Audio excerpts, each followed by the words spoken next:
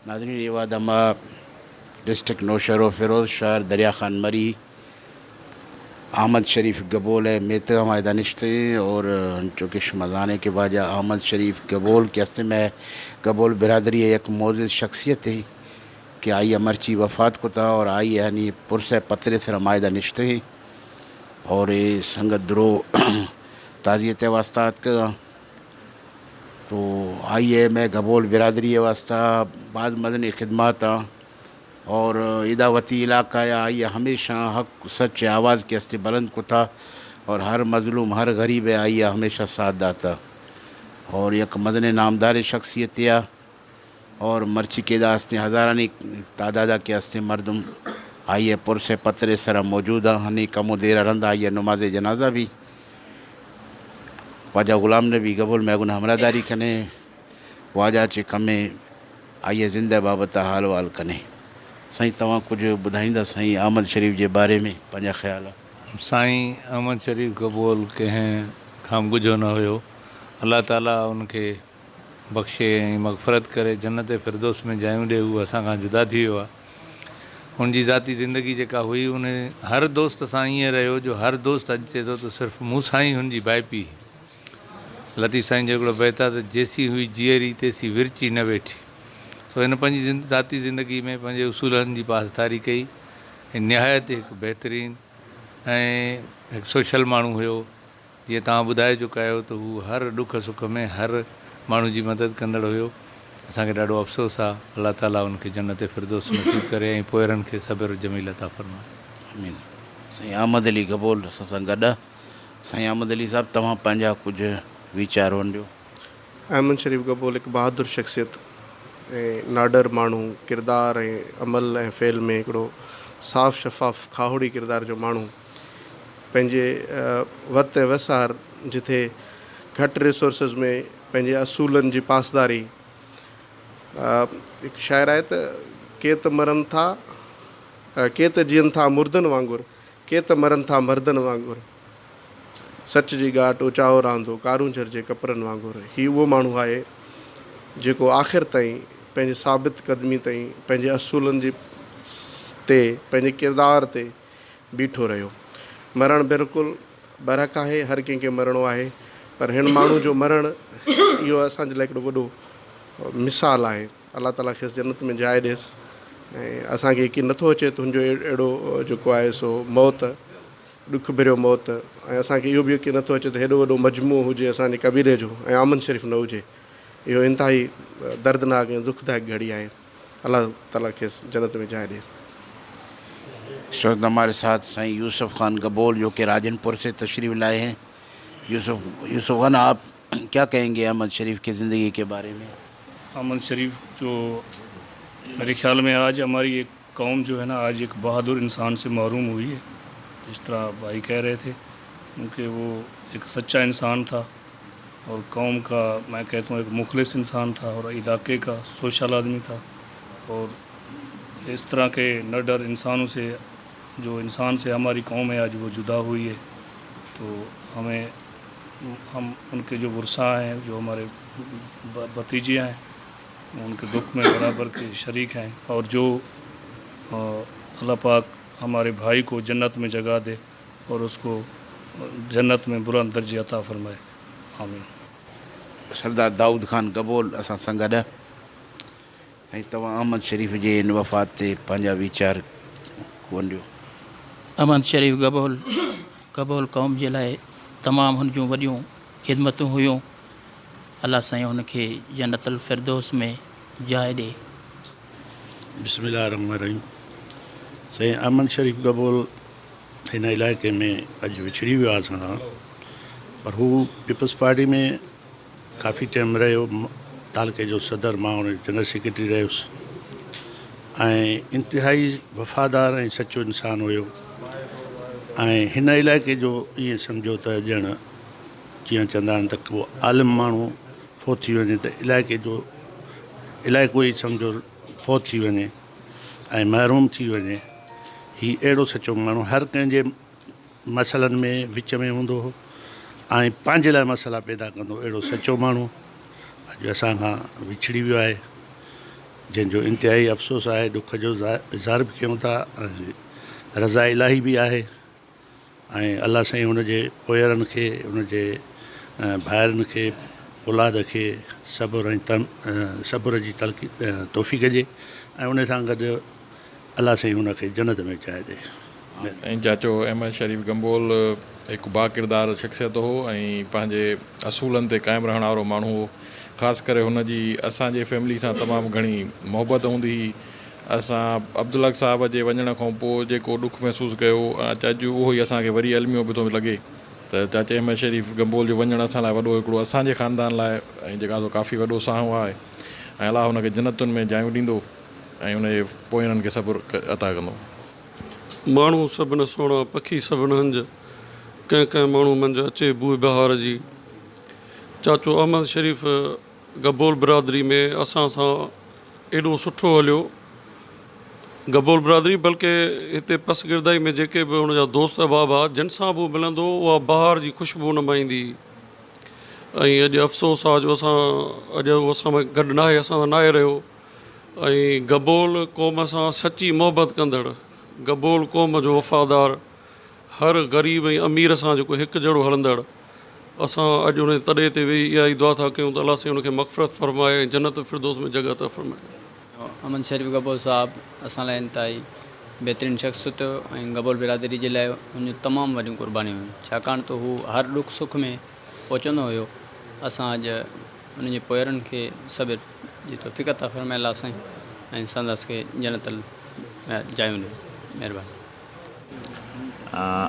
हाजी अहमद शरीफ़ गबोल साहब जी विछोड़े जो सानियो यकीनन उन जी क़ौम जे लाइ, उन जे ख़ानदान जे लाइ त हिकु अज़ीम सानियो आहे, पर संदन जे मोहबत, इख़लास, ख़ुलूस खे अवां हिन वक़्तु जनाज़े में माण्हुनि खे अश्कबार ॾिठो, रोअंदे ॾिठो। यकीनन हू पंहिंजे इलाइक़े जे लाइ हिकिड़ी बहितरीनु क़दावर शख़्सियत हो, माण्हुनि जे लाइ छपर छांव हो, हर हिक खे ॾुख सुख में कमु अचण वारो हो। अल्लाह ताला उनखे गरीक़ रहमत करे जवारे रहमत में जॻह अता फ़रमाए, उन जी बेहिसाब बख़्शिश फ़रमाए ऐं उन जे लवाहकीन खे अल्लाह ताला सब्र जमील अता फ़रमाए। यकीनन ही उन पंहिंजे ख़ानदान जे लाइ, क़ौम जे लाइ हिकिड़ो सानियो आहे। असीं संदसि जा पाड़ेसरी आहियूं, असीं उन जे लाइ दुआ गो आहियूं त अल्लाह ताला पंहिंजे बाने जी बेहिसाब मग़फ़िरत फ़रमाए। अहमद शरीफ़ जे वफ़ात जे करे हिन इलाइक़े में वॾो ख़ाल थियो आहे। ही अहमद शरीफ़ हिन इलाइक़े जे माण्हुनि जे लाइ हिकिड़ो बहितरीनु शख़्स हुआ। सो हिन जी ख़िदमत जेके आहिनि सो उहे माण्हुनि खे यादि रहंदा। अहमद शरीफ़ जे सियासी हवाले सां ऐं पीरी मुरीदी जे हवाले सां त आउं उनजो मुर्शिद आहियां, हू मुरीद आहे, हुनजे वफ़ा सां तमामु दिली ॾुख पहुतो आहे। अब जे ख़ानदान सां असांजे ख़ानदान जी 50 साल खां वधीक मोहबत आहे, रही आहे ऐं रहंदी। हिन जवान में जी दोस्तीअ में बि शक न हो, मुखालफ़ो त बि निर्वार हो। पीपल्स पार्टीअ सां हुनजो वॾो इश्क़ ऐं मान ऐं मर्तबो हो। हिन इलाइक़े में वॾे कद बुत वारो हो। हिन यार जे असां फ़ैसिलनि में मां केतिरा मरतबा आयुसि। हिन में इहा ख़ुशियत त अलाह जी ज़ात खे राज़ी रखण वारो फ़ैसिलो कंदो हो, न बलोची कंदो हो, न समाटी कंदो हो। कंहिं बि इंसाफ़ में का कोताही अहमद शरीफ़ साहिबु न कई। असां सभु दोस्त हिन जे वारसनि सां दुख में शरीक आहियूं। अहमद शरीफ़ हिकु अहिड़ो महबती इंसान हो जो अॼु ॾिठोसीं त जनाज़े खां अॻु, जनाज़े खां पोइ हर अखि आली हुई। इहा महबत हुई, खणी त हू सिर्फ़ु कफ़न जा ई 6-7 मीटर वियो आहे। प्यारु छॾे वियो आहे, मोहबत छॾे वियो आहे। अलाह ऐं अलाह जो हबीब कंदो त उनजे पोइ जंहिं मोहबत सां हले थो, ख़ुदा कंदो उन जा दोस्त उन सां साथ निभाईंदा। अस्सलाम साईं अस्सलाम वालेकुम। मुंहिंजो तारुफ़ गामण गबोल डिस्ट्रिक्ट घोटकी। चाचो अहमद शरीफ़ असांजो तमामु गबोल क़ौम जो मान शान ऐं इज़त वारो तमामु मुतबर शख़्सियत हुयो ऐं पीपल्स पार्टी सां वाबस्ता। पीपल्स पार्टी सां हुनजी तमामु ॾाढी मोहबत हुई।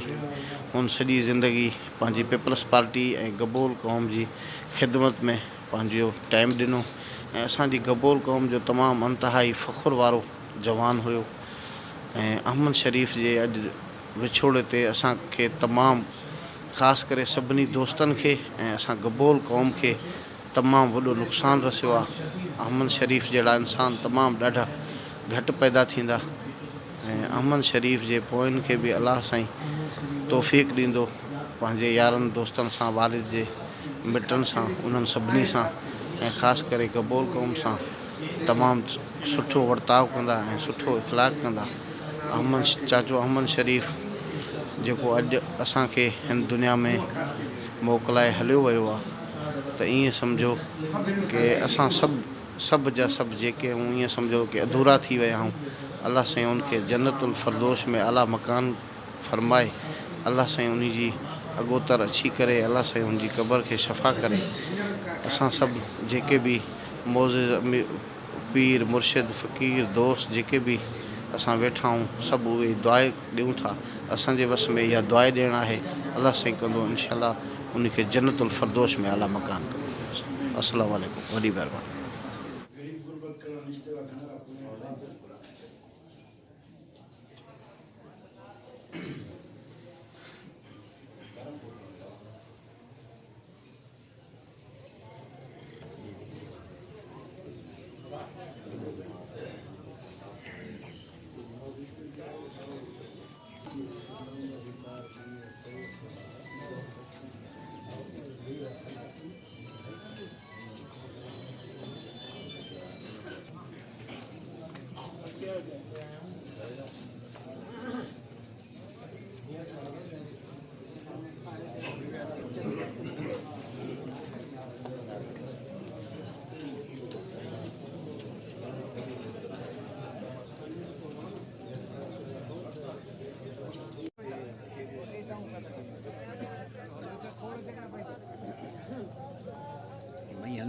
ना ना वो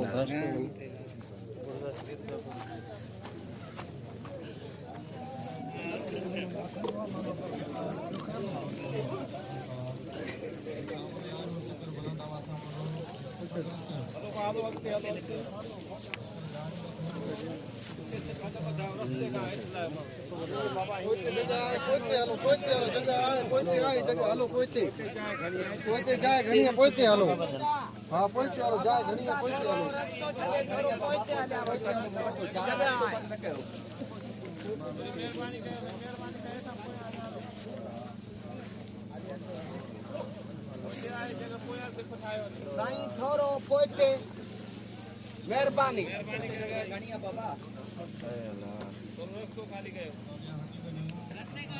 जब 4-5 माण्हू पोइते थियो यार लाइन में ना ये जेके तव्हांजे भरिसां बीठा आहिनि थोरो पोइते कयो। हाँ थोरो पोइते बाबा साईं।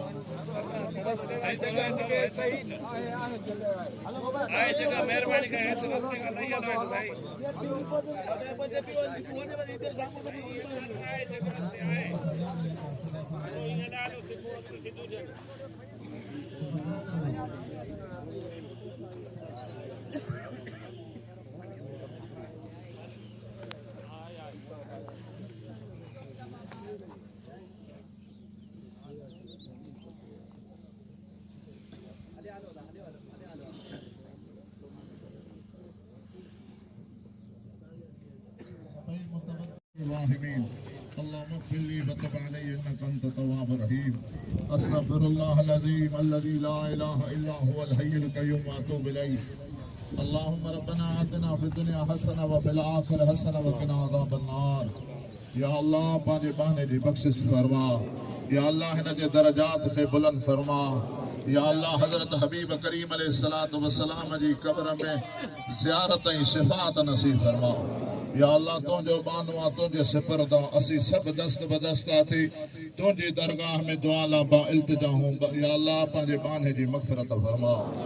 बिबरकत इन्नल्लाह व मलाइकतहू युसल्लूना अलन नबी या अय्युहल्लज़ीना आमनू सल्लू अलैहि व सल्लिमू तस्लीमा। अल्लाहुम्मा सल्लि अला सय्यिदना मुहम्मद मा दामतिस सलात। अल्लाहुम्मा सल्लि अला सय्यिदना मुहम्मद मा दामतिर रहमत व सल्लि अला सय्यिदना मुहम्मद मा दामतिल बरकात व सल्लि अला रूह सय्यिदना मुहम्मदिन फिल अरवाह व सल्लि अला सूरत सय्यिदना मुहम्मदिन फिस सुवर व सल्लि अला वसल्ले अला नफ्स सय्यदना मुहम्मदिन फिल नफूस वसल्ले अला कल्ब सय्यदना मुहम्मदिन फिल कुलूब वसल्ले अला कब्र सय्यदना मुहम्मदिन फिल कुबूर वसल्ले अला रोज़त सय्यदना मुहम्मदिन फिल रियाद वसल्ले अला जसद सय्यदना मुहम्मदिन फिल अजसाद वसल्ले अला तुरबत सय्यदना मुहम्मदिन फिल तुराब वसल्ले अला खैर खल्किही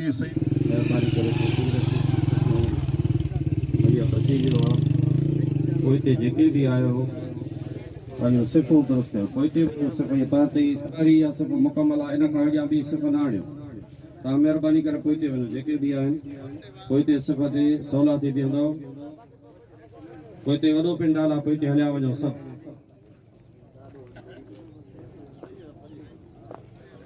साईं मैया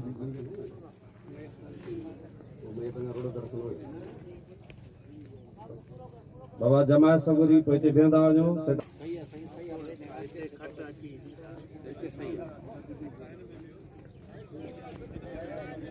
तो बोलो बाबा सिर्फ दुरुस्त कयो कोई ते पिंडाल वॾो आहे कोई ते हलिया वञो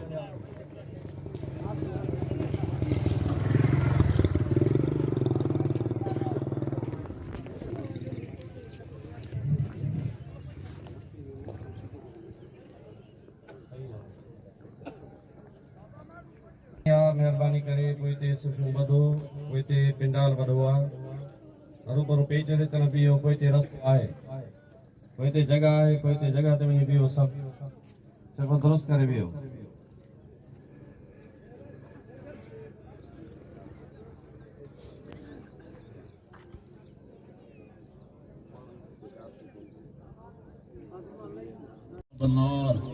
या अल्लाह पंहिंजे बाने जी बख़्शिश फरमा या अल्लाह हिन जे दरजात खे बुलंद फरमा या अल्लाह हज़रत हबीब करीम अलैहिस्सलातु वस्सलाम जी क़ब्र में ज़ियारत ऐं शिफ़ाअत नसीब फरमा या अल्लाह तुंहिंजो बानो आहे तुंहिंजे सिफ़िरत आहे असीं सभु दस्त बदस्त थी तो अल्लाह पंहिंजे बाने जी मग़फ़िरत फरमा बिबरकत इन्नल्लाह व मलाइकतहू युसल्लूना अलन नबी या अय्युहल्लज़ीना आमनू सल्लू अलैहि व सल्लिमू तस्लीमा अदा अहमद शरीफ मरूम ॾाढो असांजो पुराणो वास्ते वारो असांजो जेको पुराणा वास्ता रस्ता तमामु शरीफ़ुल नफ़्स तमामु बहितरीनु ऐं ॾाढो अफ़सोस थियो आहे हिन जे ख़िला जो वफ़ात जो अलाह जन्नत में जाइ ॾेसि अहमद शरीफ़ हिन इलाइक़े जो सुठो मौज़ज़ ऐं असांजो त इन घराणे सां मुंहिंजो त पहिरीं मुरीदी वारी ॻाल्हि आहे मां जो त मुरीद रहियो आहे ऐं हिन इलाइक़े खे ख़ाली करे वियो आहे तमामु बहितरीनु माण्हू हो अलाह जन्नत में जॻह ॾिएसि अहमद शरीफ़ हिकिड़ो तमामु मोतबर माण्हू इलाइक़े जे लाइ छपर छांव हुयो असांजो सियासी हरीफ़ ज़रूरु हुयो पर असांखे महसूसु करणु कोन ॾिनई त को मां सियासी हिननि जो मुखालिफ़ आहियां ऐं इलाइक़े जे लाइ माशाल्लाह छपर छांव हुयो अहमद शरीफ़ जे वञण खां पोइ काफ़ी असांखे ख़्यालु पैदा थींदो हुयो त इहो तमामु देरि खां बरबो हुयो अहमद शरीफ़ जे लाइ जेतिरा लफ़्ज़ कढजनि उहे तमामु घटि आहिनि अहमद शरीफ़ मोतबर माण्हू हुयो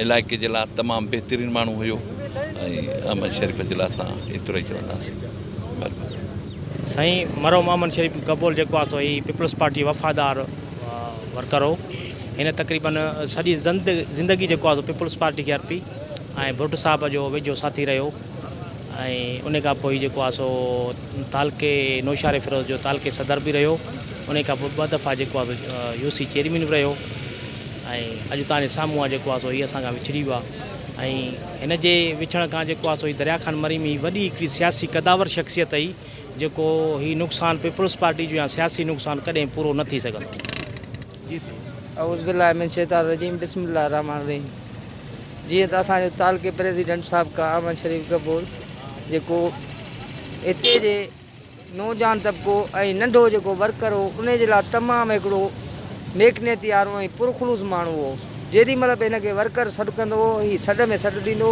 ऐं हर हिकु माण्हूअ जी दिलि जे हिसाब किताब सां हलंदो ऐं पाकिस्तान पीपल्स पार्टीअ जो सचो सिपाही ऐं दिलेर ऐं बुर्दबार वर्कर हो मां जेतिरो बि अहमद शरीफ़ गबोल साहिब वाला चवंदुसि तमामु थोरो आहे हू महिनती वर्कर हो बिस्मिल्लाहिर्रहमानिर्रहीम जीअं त अहमद शरीफ़ गबोल जा तमामु घणियूं ख़िदमतूं आहिनि पंहिंजे क़ौम जे लाइ पर हू हर इंसानियत जे लाइ हिकिड़ो दर्द रखंदड़ इंसानु हुयो। इलाइक़े में या जिते बि को बि माण्हू उमेदु करे को मसइले जे लाइ ईंदो त बिना कंहिं लालच बिना कंहिं तमाजे हर ॾुख सुख में हर क़ौम सां गॾु हुयो। अॼु उनजो लाॾाणो असां सभिनी जो वॾो लॉस आहे इलाइक़े जे लाइ। असांजी दुआ आहिनि अल्लाह पाक उनजी मग़फ़िरत फ़रमाए ऐं उन्हनि जे लवाहकीन खे सबिर जमील अता फ़रमाए। ऐं सभिनी दोस्तनि खे मां इहो ई चवंदुसि त असां खां हाणे एतिरो थी सघंदो त असां उन जे लाइ दुआ कयूं। अदाई असांजो मोहतरम मरहूम अहमद शरीफ़ गबोल साहब हितां जो सीनियर सियासतदान बि हुयो ऐं ग़रीबनि जो हॾ ॾुखी बि हुयो। हू हर टाइम कंहिं बि वक़्तु कंहिं मिसकिन सां कंहिं नाजाइज़ थींदी फौरी तौर ते हुते पहुची वेंदो हो। पाकिस्तान पीपल्स पार्टी जे सदर जे हैसियत सां चाहे ईअं तालुकात जेके पाड़े शरीफ़ जेके आहिनि जेके असांजे पार्टी साहब न हुआ तॾहिं बि उनजी मदद लाइ अची वेंदो। अॼु असां उन शख़्सियत खां महरूम थिया आहियूं ऐं असांखे तमामु घणो उनजो ॾुख आहे। अल्लाह ताला उनखे जन्नत नसीब कनि।